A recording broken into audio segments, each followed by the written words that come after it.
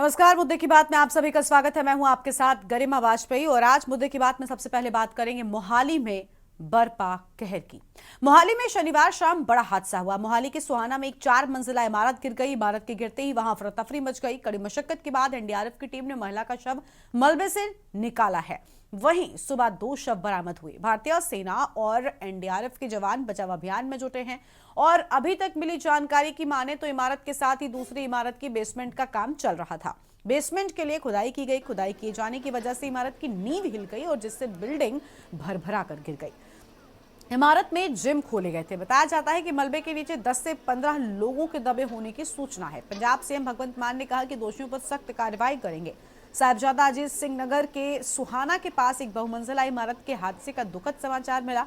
पूरा प्रशासन और अन्य बचाव कार्यों वाली टीमें मौके पर तैनात कर दी गई हैं और उन्होंने कहा कि मैं प्रशासन के साथ लगातार संपर्क में हूं। प्रार्थना करते हैं कि कोई जान माल का नुकसान ना हुआ हो। दोषियों पर कार्रवाई भी करेंगे। लोगों से अपील है कि प्रशासन का पूरे मामले में सहयोग करें। नहीं मैडम, अभी बहुत अर्ली स्टेज है तो हमारा पूरा ध्यान इस वक्त लोगों को इवैक्यूएट करने में है और सर्च और रेस्क्यू एक सिस्टमेटिक तरीके से एनडीआरएफ और आर्मी वाले कर रहे हैं। पुलिस ने आउटर कॉर्डन दिया, उनकी सपोर्ट कर रहे हैं। तो हमारी पहली कोशिश है कि ज़्यादा से ज़्यादा जानें बचाई जाए क्योंकि अभी इमीडिएटली ये इंसिडेंट अभी थोड़ी देर पहले हुआ है। तो कई लोगों के दबे होने की आशंका। 2 बॉडीज जो है वो अभी तक इस साइड से रिकवर हुई है। एक बॉडी रात को रिकवर हुई थी दृष्टि नाम की लड़की की जो हिमाचल की रहने वाली है। एक सुबह अभिषेक नाम के लड़के की बॉडी मिली जो अम्बाला का रहने वाला है। बिल्डिंग गिरने के कुछ कारण पता चले? प्राइमरी इन्वेस्टिगेशन में ये सामने आया है कि इसी बिल्डिंग के जो मालिक हैं वो बिल्डिंग के बगल में जो उनका प्लॉट था उसमें बेसमेंट की खुदाई कर रहे थे बिना किसी परमिशन के और बिना किसी एजेंसी को जानकारी दी। इसीलिए उनके खिलाफ कल्पेबल होमिसाइड की एफआईआर दर्ज करी गई है और इन्वेस्टिगेशन में किसी और का रोल सामने आएगा तो उनके खिलाफ भी एक्शन होगा। तो कितने लोग और होने का शंका है? देखिए 60-65% डेब्री जो क्लियर हो चुकी है तो हमें उम्मीद है कि ये फिगर जो एग्जैक्ट नंबर्स हमारे पास थोड़ी जैसे ही डेब्री क्लियर होंगे सारे वो आ जाएंगे। कोई मिसिंग की कंप्लेंट आई हो? फिलहाल कोई कंप्लेंट नहीं है। एक जो कंप्लेंट अभिषेक के रात को। और अब आगे बढ़ते हैं खबरों की ओर। बात करेंगे मोहाली में कहर की। जी हां, एक बिल्डिंग धराशायी हो गई जिसमें 2 लोगों की जान चली गई जबकि कई लोग अभी भी मलबे में दबे होने की बात सामने आ रही हो। और इसमें हमने देखा कि किस तरीके से यहां पर जो रेस्क्यू टीम्स थी वो पहुंची। स्थानीय प्रशासन ने रेस्क्यू शुरू किया और लोगों को बाहर निकाला गया है। फिलहाल कई लोगों के दबे होने की बात सामने आई थी। हमारे साथ में इसी पर बातचीत के लिए हमारे संवाददाता सुखविंदर सिंह सैनी जुड़ चुके हैं। उनका रुख कर लेंगे। सुखविंदर, मौके पर बचाव अभियान जारी है। फिलहाल सबसे पहले अपडेट क्या है? क्या पूरी तरीके से मलबे से जो भी लोग थे उन्हें निकाला जा सका? जी, एक बहुत बड़ी जो हादसा हुआ था रात में सुहाना में, मोहाली के साथ में सुहाना पड़ता है। अभी जो मौके की अपडेट है, अभी जो वहाँ पे रेस्क्यू चालू है और अभी अभी जो सुबह एक लाश मिली है अभिषेक की, अम्बाला का बसनीक था।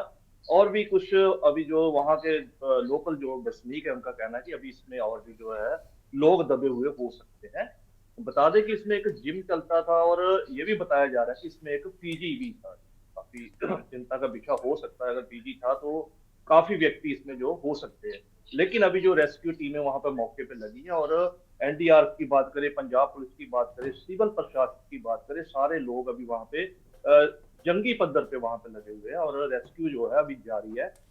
आला अधिकारियों की बात करें, डीजीपी खुद रात को आए थे, एमएलए जो है यहाँ के लोकल वो आए हुए थे और एसएसपी और एडीसी जो है विराज जी, वो रात के यहाँ पे खड़े हुए हैं और पूरी जो है हाई लेवल पे जो है यहाँ पे रेस्क्यू जो चल रहा है। जी बिल्कुल, लेकिन किसकी लापरवाही थी? बताया जा रहा है कि जिसकी बिल्डिंग थी उसके ठीक बगल में भी एक खाली प्लॉट था जिसमें बेसमेंट के लिए काम शुरू हुआ था और बिना किसी इजाजत के काम शुरू हुआ। शायद यही वजह है कि इस मंजिल की नींव पर असर पड़ा और उसके बाद ये पूरी की पूरी जो बिल्डिंग है वो धराशायी हो गई। हाँ जी, ये एक बहुत बड़ी बात जो सामने आई है कि ये जो बिल्डिंग है 3 या 4 मंजिला बताई जा रही बिल्डिंग थी, इसके एकदम साथ में जो बेसमेंट खोद दी गई बिना परमिशन के, जो बात सामने आई है, जो रात को भी एसएसपी साहब ने बताया था कि बिना परमिशन के और बिना किसी की जानकारी के जो ये बेसमेंट खोद दी गई, जिसकी वजह से ये बिल्डिंग गिरी है। और यहाँ पे एक बात बताते चले कि मोहाली जिले में जो है गैर कानूनी जो अवैध निर्माण है बहुत तेजी से हो रहे हैं और ऐसे काफी हादसे जो होते रहते हैं।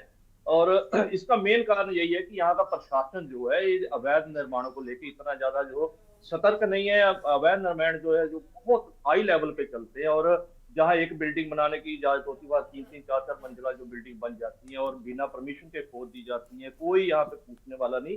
ये एक बहुत बड़ा हादसा जो हुआ है, इससे प्रशासन को कोई ना कोई सबक लेना चाहिए और इन अवैध निर्माणों के खिलाफ जो है बड़ी कार्रवाई करनी चाहिए। जो यहाँ के जो वसनीक है उनकी मांग है कि अवैध निर्माण जो बहुत तेजी से हो रहे हैं, जो ये हादसों का कारण बन रहे हैं। बिल्कुल, बहुत शुक्रिया आपका सुखविंदर हमारे साथ जुड़ने के लिए और अहम जानकारी के न्यूज इंडिया के दर्शकों के साथ में साझा करने के लिए। तो मलबे में 10 से 15 लोगों के दबे होने की जो आशंका है वो फिलहाल सामने आई थी। रेस्क्यू टीम्स की ओर से लगातार रेस्क्यू किया जा रहा है, लोगों को बाहर निकालने का प्रयास हो रहा है, लेकिन अभी भी रेस्क्यू पूरा नहीं हो सका है। बड़ी बात यह कि आखिर क्यों प्रशासन इन मामलों में ढीला रवैया अपनाता है और लोगों की जान के साथ खिलवाड़ होता हुआ नजर आता है। तो 5 मंजिला इमारत के ढह जाने से 2 लोगों की जान चली गई है और यह आंकड़ा अभी बढ़ सकता है क्योंकि कई लोग इसमें अभी भी मलबे में दबे होने की बात सामने आ रही है। तस्वीरें एक और स्क्रीन पर आपको हम दिखा रहे हैं, इन तस्वीरों को देखकर आप समझ सकते हैं कि कितना बड़ा यह हादसा रहा होगा। फिलहाल 2 लोगों की मौत की पुष्टि हो चुकी है और कई लोग जो अब तक निकाले गए हैं उनकी भी हालत गंभीर बताई जा रही है, इसलिए जो जनहानि है वो बढ़ सकती है। और अब बात करेंगे पीसीएस की अग्नि परीक्षा की। जी हां, लखनऊ से खबर है, प्रदेश में पीसीएस प्रारंभिक परीक्षा आज यूपी लोक सेवा आयोग करा रहा परीक्षा। राजधानी के सभी जिलों में सुरक्षा के कड़े इंतजाम हैं। परीक्षा केंद्र स्थापित किए गए हैं। राजधानी में 64 और शांतिपूर्वक परीक्षा कराने को 5 जोन में बांटे गए परीक्षा केंद्र। परीक्षा केंद्रों की सुरक्षा में 64 एएसआई लगाए गए हैं और 128 पुरुष व 128 महिला कांस्टेबलों की भी तैनाती कर दी गई है। तय परीक्षा केंद्रों पर 28,513 परीक्षार्थी परीक्षा देंगे। 2 पालियों में आयोजित कराई जा रही है परीक्षा। सुबह 9:30 से लेकर 11:30 बजे तक पहली पाली की परीक्षा होगी, बाद में 2:30 बजे से लेकर 4:30 बजे तक दूसरी पाली की परीक्षा होगी। पुलिस को मेट्रो, बस व रेलवे स्टेशनों पर नजर रखने के निर्देश दिए गए हैं। अफवाहों पर भी नजर बनाए रखने के निर्देश जारी किए गए हैं। यातायात सुरक्षा और कानून व्यवस्था को लेकर भी जोर दिया जा रहा है और परीक्षा केंद्रों के आसपास भी पूरी तरीके से पैनी नजर प्रशासन की बनी हुई है। लाउड स्पीकर बजाने पर भी रोक रहेगी। और अनिकेत तिवारी हमारे साथ में इसी खबर पर अधिक अपडेट के साथ में जुड़ चुके हैं। अनिकेत, परीक्षा को लेकर बहुत कड़ी तैयारी है और पैनी नजर प्रशासन की ओर से रखी जा रही है। बताया जा रहा है बस स्टेशन, मेट्रो स्टेशन, इन सभी जगहों पर भी नजर रखी जा रही है और लाउड स्पीकर्स पर खास तौर पर रोक लगाई गई है।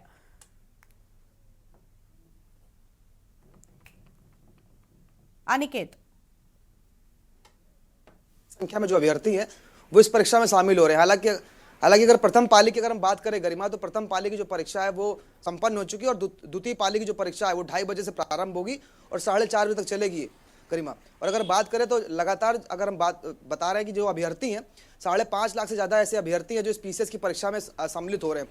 हालांकि अगर बात करें तो जिन पदों के सापेक्ष एक बड़ी संख्या में जो अभ्यर्थी उन्होंने आवेदन किया है और उसको लेकर जो केंद्र बनाए जाने थे परीक्षा केंद्रों की अगर हम बात करें तो पूरे प्रदेश की अगर हम बात करें गरिमा, तो पूरे प्रदेश में 1331 परीक्षा केंद्र। वहीं अगर हम उत्तर प्रदेश की राजधानी लखनऊ की बात करें तो लखनऊ में 64 परीक्षा केंद्र बनाए गए हैं और बड़ी संख्या में जो अभ्यर्थी हैं वो लखनऊ आए हुए हैं और अलग अलग जगहों से, अलग अलग जनपदों से जो तमाम जो अभ्यर्थी हैं वो परीक्षा केंद्रों पर पहुंच रहे हैं, जिसको लेकर अगर बात करें लखनऊ कमिश्नरेट की तो पूरे व्यापक इंतजाम कर दिए गए हैं। लखनऊ कमिश्नरेट तरफ से किसी प्रकार की व्यवस्था इस परीक्षा प्रणाली में ना हो। हालांकि प्रथम पाली की जो परीक्षा वो संपन्न हो चुकी है और द्वितीय पाली की परीक्षा 2:30 बजे से प्रारंभ होगी और सभी परीक्षा केंद्रों के आसपास सीसीटीवी कैमरा लगाए गए। बस स्टेशन वगैरह में भी जो सघन अभियान है वो चलाया जा रहा है। इसके साथ ही एक बता दें गरिमा, तमाम जो अभ्यर्थी परीक्षा देने पहुंच रहे हैं वो परीक्षा के समय पर उनको बायोमेट्रिक उनको अटेंडेंस भी लगानी होगी। इसके साथ ही कोई भी ऐसा दस्तावेज या कोई भी डॉक्यूमेंट्स, इलेक्ट्रॉनिक जो गैजेट्स हैं वो परीक्षा केंद्र में नहीं ले जा पाएंगे। इसके साथ ही अगर बात करें तो जो परीक्षा केंद्र में जो कक्ष निरीक्षक हैं वो भी कहीं ना कहीं उनकी भी जिम्मेदारी तय की गई है।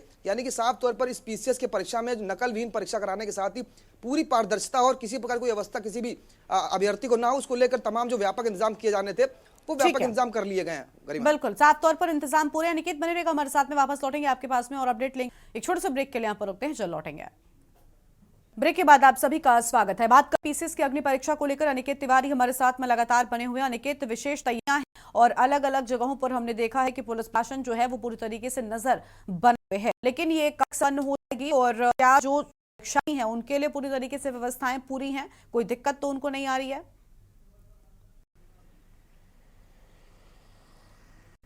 देखिए गरिमा, जैसा कि मैंने बताया कि दो पाली में जो पीसीएस की परीक्षा है वो आहूत की गई है। प्रथम पाली की अगर बात करें तो 9:30 बजे से लेकर 11:30 तक प्रथम पाली में परीक्षा होनी थी, जो अब संपन्न हो चुकी है। और द्वितीय पाली की अगर बात करें तो द्वितीय पाली दोपहर 2:30 शुरू होगी और शाम को 4:30 तक चलेगी। और अगर बात करें तो तमाम जो अभ्यर्थी हैं उनको जो व्यापक इंतजाम दिए जाने थे, लोक सेवा भी इंतजाम कर लिए गए। परीक्षा केंद्रों की अगर हम बात करें गरीब, तो 64 परीक्षा केंद्र उत्तर प्रदेश की राजधानी लखनऊ में बनाए गए हैं। और अगर बात करें तो व्यापक इंतजाम कर लिए गए हैं।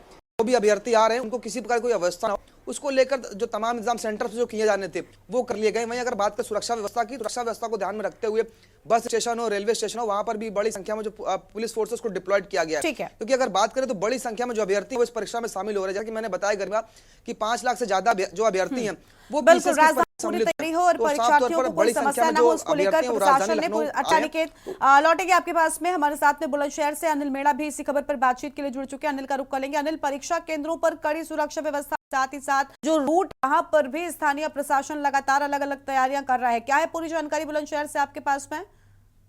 जी देखिए गरिमा, बिल्कुल मैं आपको बता दूं, जनपद बुलंदशहर की अगर बात करते हैं, जनपद में सीपीएससी परीक्षा जिला प्रशासन तरफ से पूरी तैयारियां पुख्ता कर ली गई है। अगर केंद्रों उनके आसपास के जो छात्र पंजीकृत है और जो परीक्षा देंगे, अगर बात की जाए पहली पारी का बताया जा रहा है पूरी तरह से सूचना पाई, लेकिन काफी लोगों ने परीक्षा छोड़ने की सामने आई है। लेकिन बात की जाए प्रशासन की तरफ से तो प्रशासन ने 21 सेंटरों पर 21 ही सेक्टर में स्टेटिक मजिस्ट्रेट लगाए और जो सुरक्षा व्यवस्था की बात की जा रही है, सुरक्षा चप्पे चप्पे भारी पुलिस बल तैनात है। और तैनात के साथ साथ यहाँ अगर बात की जाए जो जनपद बुलंदशहर में जितने भी परीक्षा बनाए गए वो सभी ऐसा है जहाँ से बच्चों को आने जाने में किसी तरह की परेशानी ना हो। जनपद बुलंदशहर के डीएसपी लगातार परीक्षा केंद्रों में निगरानी रखे हुए, ताऊ एसएम और सीओ की ड्यूटी लगाई गई है। अगर बात की तो केंद्र व्यवस्था है उनके लिए बुलंदशहर के डीएम ने सख्त निर्देश दिए थे कि किसी तरह की किसी परीक्षार्थी को कोई भी प्रकार की कमी महसूस ना हो पाए। हर तरह की जो व्यवस्था अगर बात की जाए, शौचालय की व्यवस्था, पानी की व्यवस्था की है, ये तरह की अन्य व्यवस्थाओं की अगर बात करें तो तमाम व्यवस्था पूरी तरह से परीक्षा केंद्र। और बात किया जनतंत्र के जितने जो जिला प्रशासन के जो अधिकारी उन्होंने पहले ही निर्देश दिया था कोई भी जनपद बुलंदशहर में कोचिंग लाइब्रेरी कोई भी नहीं खुल पाया। परीक्षा केंद्रों के आसपास की तमाम सभी प्रकार की दुकानों को बंद कर दिया है कि किसी तरह की कोई भी तैयारी प्रिंटल हम देख पा रहे हैं कि परीक्षार्थियों के सामने कोई दिक्कत ना, इसको लेकर प्रशासन सजग है। आप जुड़ने के लिए हम जानकारी के लिए आगे अंकुर भी आपसे लेंगे। तो ये आपको बताए थे जहां पर पीसीएससी परीक्षा इस बार देखने को मिल रही है, परीक्षा केंद्रों पर सुरक्षा व्यवस्था ताकि परीक्षार्थियों को किसी भी तरह की दिक्कतों का सामना ना करना पड़े। ये बड़ी जानकारी से आपको हम बता रहे थे और साथ ही शहर से भी आपने देखा कि किस तरीके से विशेष तैयारियां प्रशासन की ओर से कर ली गई हैं। और अब आगे बढ़ते हैं, बात करते हैं अंबेडकर बयान पर सियासत की। जी हां, क्योंकि सियासत इस बयान पर गर्मा गई है। लखनऊ से खबर आपको बता, राज्य के सभी जिलों में आपको बता दें कि अहम बातें सामने आई हैं। अमित शाह के बाबा साहब पर दिए बयान का मामला, पूरे मामले को लेकर सियासत किस तरीके से शुरू हुई वो हमने देखा। कांग्रेस पार्टी ने अंबेडकर के मुद्दे को किस तरीके से उठाया और अमित शाह के बयान पर उनसे माफी तक मांगने की अपील लगातार की जा रही थी। लोकसभा सत्र के दौरान राज्यसभा में गृह मंत्री अमित शाह के द्वारा बाबा साहब पर दिए गए बयान के विरोध में अब बसपा प्रदेश व्यापी विरोध प्रदर्शन करेगी। बसपा सुप्रीमो मायावती के द्वारा 24 दिसंबर के लिए किए गए आह्वान में जहां पार्टी कार्यकर्ताओं की सक्रियता बढ़ा दी, तो वहीं सरकारी महकमे को तैयारियां करने के लिए मजबूर कर दिया गया है। बसपा सुप्रीमो ने अमित शाह को अपने बयान पर माफी मांगने के लिए मजबूर करने का दावा किया है। इस मुद्दे पर कांग्रेस व सपा सहित विपक्षी दल पहले से ही अमित शाह का इस्तीफा और माफी मांगने की मांग करते लगातार नजर आ रहे हैं। इसलिए अब मांग को लेकर बसपा कार्यकर्ताओं के सड़क करने पर राजनीतिक विश्लेषकों की नजर रहना लाजमी है। बताते चले कि यूपी में प्रमुख विपक्षी भूमिका निर्वहन करने वाली सपा बसपा पर बीजेपी की बी टीम होने का आरोप मढ़ती है। इसलिए बसपा के सरकार विरोधी प्रदर्शन को गंभीरता से लिया जा रहा है। अनिकेत तिवारी हमारे साथ में लगातार बने हुए। अनिकेत, बाबा साहब अंबेडकर के मामले को लेकर समाजवादी पार्टी और कांग्रेस पार्टी ने देशव्यापी प्रदर्शन किया, उसकी तस्वीरें हम सब ने देखी। सड़क से लेकर संसद तक ये मुद्दा गूंजता रहा, लेकिन वो बसपा जिसे समाजवादी पार्टी बीजेपी की बी टीम कहती है, अब वो भी बीजेपी के विरोध में इस पूरे मामले पर उतरी है और उनका भी कहना है अमित शाह से माफी और इस्तीफा दोनों चाहिए।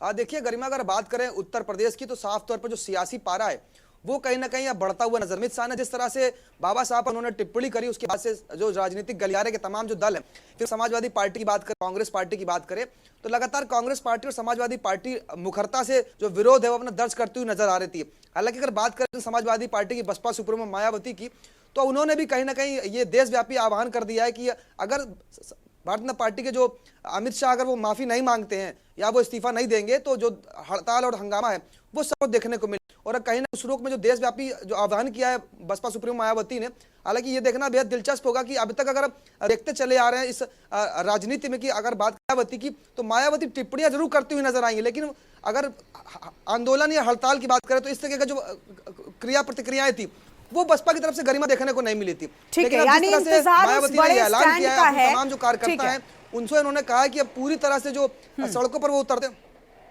बिल्कुल बिल्कुल, देखिए आपने बहुत अहम बात कही कि देखना ये होगा कि जो बातें जो बड़े बड़े मायावती कर रही हैं वो वाकई में पूरे होते भी हैं या नहीं, या फिर सिर्फ और सिर्फ एक वोट बैंक के बीच में अपनी पकड़ बनाए रखने के लिए उनकी ओर से ये बातें कही गई हैं, ये बयान दिए गए हैं। देखना बहुत अहम होगा। शुक्रिया आपका निकित हमारे साथ जुड़ने के लिए और अहम जानकारी साझा करने के लिए। बड़ी खबर लखनऊ से आपको बता रहे थे जहां पर बसपा भी अब बाबा साहब अंबेडकर के मामले को लेकर राजनीति में आ गई है और उनका कहना है कि अमित शाह से इस्तीफा और माफी हम दोनों चाहते हैं।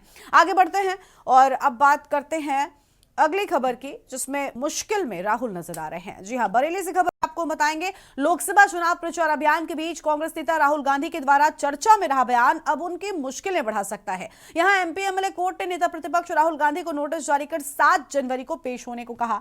बता दें कि कांग्रेस नेता ने मतदाताओं को केंद्र में पार्टी के सत्तारूढ़ होने पर अमीरों की पार्टी गरीबों में बांटने का भरोसा दिलाया था। इस बयान से स्वयं को आहत हुए स्थानीय हिंदूवादी नेता पंकज पाठक ने कोर्ट में वाद दायर किया था, जिस पर सुनवाई करते हुए शनिवार को कोर्ट ने राहुल गांधी को जवाब देने को कहा। इसलिए 7 जनवरी को भले ही राहुल गांधी की ओर से अधिवक्ता कोर्ट में जाकर अगली तारीख प्राप्त कर ले, लेकिन आगे उन्हें व्यक्तिगत तौर पर कोर्ट में उपस्थित होना पड़ सकता है और राजनीतिक व्यस्ततापूर्ण जीवन में निश्चित तौर से इससे उनकी मुश्किलें बढ़ने से इनकार बिल्कुल नहीं किया जा सकता। बरेली से शानू कुमार हमारे साथ में जुड़ चुके हैं। शानू, राहुल गांधी एक और नए कानूनी मुश्किल में फंस सकते हैं, किस तरीके से वाद दायर किया गया है बताया जा रहा है, व्यक्तिगत रूप से उन्हें कोर्ट में पेश होना पड़ सकता है, पूरा मामला क्या है विस्तार से फटाफट बताएं। 2024 का जो लोकसभा था उस दौरान जो है राहुल गांधी लगातार रैलियां कर रहे थे और उसी दौरान उन्होंने एक बड़ा बयान दिया था जो कि आर्थिक सर्वेक्षण से जुड़ा हुआ मामला लोगों ने उसको समझा। दरअसल उन्होंने बयान दिया था कि जो अमीर जो लोग हैं यानी कि जिन पर पैसा ज्यादा है और उनकी आबादी कम है और जो गरीब लोग हैं जिन पर पैसा कम है, तो जो अमीरों का उनके एवज में यानी कि गरीबों को दिया जाएगा, यानी कि जो विशेष वर्ग से जोड़ करके उन्होंने ये बात कही थी। और कई जो हिंदूवादी नेता थे, कई संगठन थे, उन्होंने इसको जो है आर्थिक सर्वेक्षण से जुड़ा हुआ मामला माना था। इसी दौरान जो है बरेली के पंकज पाठक हैं, उनका साफ तौर पर से कहना है, उन्होंने जब ये बयान सुना था उन्होंने जो है बरेली की एमपी एमएलए कोर्ट में एक याचिका दायर की और रिट दायर करने के बाद उनकी याचिका वहां से एमपी एमएलए कोर्ट से खारिज कर दी गई थी। लेकिन उसके बाद उन्होंने जो है इसकी निगरानी के लिए इसको जिला जज की कोर्ट में इसकी अपील की थी, यानी कि उन्होंने जब एमपी एमएलए कोर्ट से ये खारिज हुई उसके बाद वो जिला जज का उन्होंने रुख अपनाया, तो उसी दौरान कहीं ना कहीं जिला जज की तरफ से अब इस पूरे मामले में सुनवाई हुई है और जो सत्र न्यायाधीश है उन्होंने देर रात इस पूरे मामले पे सुनवाई करते हुए देर रात इस पर बड़ा फैसला सुना दिया है। उन्होंने कहा है कि जो राहुल गांधी है यानी कि जो विपक्ष पार्टी है और जो पक्ष है यानी कि हिंदूवादी नेता जो पंकज पाठक है वो भी और खुद राहुल गांधी दोनों लोग जो है 7 जनवरी को इस जो है बरेली एमपी एमएलए कोर्ट में पेश हो और अपना पक्ष रखे। तो कहीं ना कहीं जिस तरीके से गरिमा हम लोगों ने लीगल लोगों से बात की, यानी कि जो वकील है, सरकारी वकील है, उनसे बात की और जो पॉलिटिक्स से संबंध रखते हैं उनसे बात की, तो उनका साफ तौर पर से कहना है ये पहला नोटिस है। हालांकि कई नेता ऐसे होते हैं जो पहले नोटिस को इग्नोर कर देते हैं, लेकिन 3 नोटिसों का इसमें मामला होता है कि ये पहले नोटिस पर अगर पार्टी नहीं आती तो दूसरे नोटिस पर पार्टी जाएगी, अगर दूसरे पर भी नहीं आती तो तीसरे पर पार्टी को पहुंचना आवश्यक होता है, उसके बाद जो है उनके खिलाफ वारंट जारी कर दिया जाता है। देखना बहुत शुक्रिया आपका शानू हमारे साथ जुड़ने के लिए और दर्शकों के साथ में साझा करने के लिए। तो एमपी एमएलए कोर्ट ने राहुल गांधी को नोटिस जारी कर दिया है और व्यक्तिगत रूप से उन्हें कोर्ट में पेश भी होना पड़ सकता है। अब आगे बढ़ेंगे खबरों की ओर और अगली खबर का रुख कर लेंगे, बात करेंगे संभल में सर्वे की। जी हां, संभल में जामा मस्जिद के सर्वे को लेकर हुए विवाद और दंगे के बावजूद संभल को सुर्खियों से निजात नहीं मिल रही है। एक तरफ जहां संभल का सनातनी इतिहास सामने लाने को मंदिर तलाशते हुए खुदाई का सिलसिला जारी है, जिसके एक के बाद एक जमींदोज कुओं के बाद अब बावड़ी भी सामने आया है। धार्मिक पुस्तकों के आधार पर कलयुग में भगवान के जन्मस्थल के रूप में वर्णित संभल के प्रति इस पर विश्वास रखने वालों की उत्सुकता बढ़ रही है। इससे अनुमान लगाया जा रहा है कि निकट भविष्य में गैर राज्यों व जिलों से संभल पहुंचने वालों की संख्या बढ़ सकती है और साथ ही एसआई के सहयोग से दावों को साबित करने की कोशिशें भी शुरू हो चुकी हैं। दूसरी ओर सांसद सहित अन्य लोगों पर बिजली चोरी के आरोपों को साबित किया जा रहा है। तहसीलदार चंदौसी धीरेन्द्र सिंह पुराने अवशेष मिलने की बात स्वीकार करते हैं। तो कुओं के बाद जमींदोज बावड़ी मिली।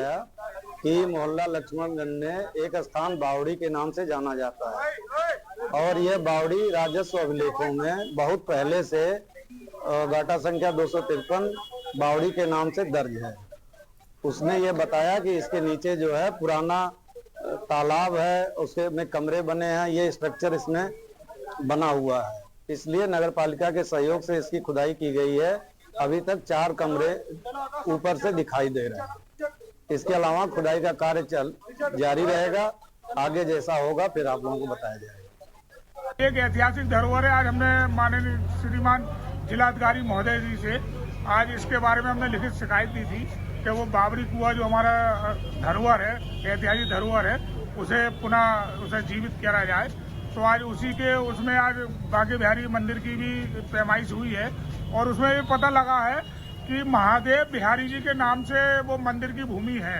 अब किसी एक व्यक्ति की खुदाई हो रही है, क्या चीज प्रकाश में आई है यहाँ पर? इसमें अभी देखो कुआं निकल रहा है और देखते हैं अभी कि इसमें क्या आता है। इमारत जैसी चीज है। हाँ, इमारत जैसी चीज है। अभी इसमें सीढ़ियाँ वगैरह जो बताती है वो निकलेगी। और इसी खबर पर बातचीत के लिए हमारे साथ हमारे संवाददाता रईस अलवी जुड़ चुके हैं, उनका रुख करते हैं। रईस, कुओं के बाद अब जमींदोज बावड़ी का भी मामला सामने आया है। संभल में सनातनी इतिहास को खोजने की कोशिश लगातार जारी है। पूरा मामला और जानकारी क्या है आपके पास? मैंने लगातार 2 दिवसीय जो एक एसआई की टीम आई थी और सर्वे किया था। सर्वे के दौरान 36 कुएं और 52 कुएं के 19 कुएं और 52 सराय के साथ साथ जो 5 मंदिरों का निरीक्षण किया है, उनके सैंपल भी लिए गए हैं, उनकी बारीकी से जांच की गई है। उसके साथ एक बाबर नाम से जो लक्ष्मीगंज में चंदूसी क्षेत्र में एक कुआं है जो बरसों पुराना कुआं बताया जाता है, जो बंद पड़ा था। और साथ ही साथ वहाँ मंदिर है, जो कि मंदिर के 4 कमरे भी सामने आए हैं। खुदाई लगातार नगर पालिका और तहसीलदार द्वारा की जा रही है वहां पर। अब देखा जा रहा है लगातार जनसंबल में जिस तरह से कुएं की और मस्जिदों को खगाड़ा जा रहा है, खोदा जा रहा है, निकाला जा रहा है, जिस तरह से देखा जा रहा है, क्योंकि जो मंदिर बरसों से बंद पड़े हुए हैं, आखिर वो मंदिर बंद क्यों थे, किस कारण बंद किए गए थे, कारण क्या था, बहुत सारे सवाल हैं। लेकिन सबसे बड़ा सवाल तो ये है कि 2 दिवसीय सर्वे टीम आई थी और सर्वे टीम ने 2 दिवसीय बारीकी से जांच की और जांच की रिपोर्ट पूरी बारीकी से करके एक चीज का सैंपल लिया गया, सैंपल लिया गया, उच्च अधिकारी को सौंपने की बात कही है। और साथ ही साथ जिस तरह से सिलसिला संबल में जारी है, जो कि अतिक्रमण और बिजली चोरी के दौरान जिस तरह से 36 साल पुराना एक मंदिर मिला था और कुआं मिला था जो बंद था, पड़ा हुआ था, उसको खोदा गया है, उसको निकाला गया है, उसमें अनेक मूर्ति बरामद की हैं जो खंडर थी। उसी तरह से लगातार संबल में सिलसिला लगातार जारी है और जारी के दौरान देखा जाएगा। आप संबल में था, आज जो है चंदूसी में पहुंच गया है मामला और चंदूसी में लगातार जो है बाबर की जो कुआं है वो भी खोदा गया है, उसको भी निकाला गया है। और साथ साथ वहां पर लक्ष्मीगंज में जो एक मंदिर था, जो कि 4 कमरे मंदिर के बताए जा रहे हैं, खंडर हाथ में पड़े हुए हैं, उसको भी सही करा जा रहा है, उसको भी पूजा अर्चना की बात किया है। मंदिर की मंदिर संबल में मिला था उसकी पूजा अर्चना लगातार जारी है। आज अलग तरीके से अलग श्रद्धालु वहां पर पहुंच रहे हैं और भारी तादाद में वहां पर पुलिस बल तैनात कर दिया गया है। किसी श्रद्धालु को किसी परेशानी कोई सामना ना करना पड़े, इसलिए पुलिस बल वहां पर तैनात कर दिया गया।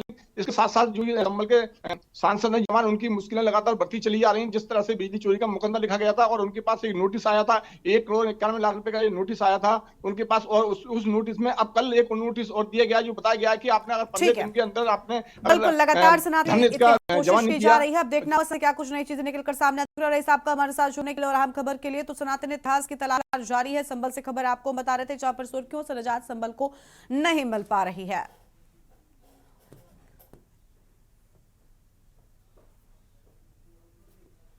और मुद्दे की बात में आज उतना ही। तमाम खबरों के लिए आप देखते रहिए न्यूज़ इंडिया। नमस्कार।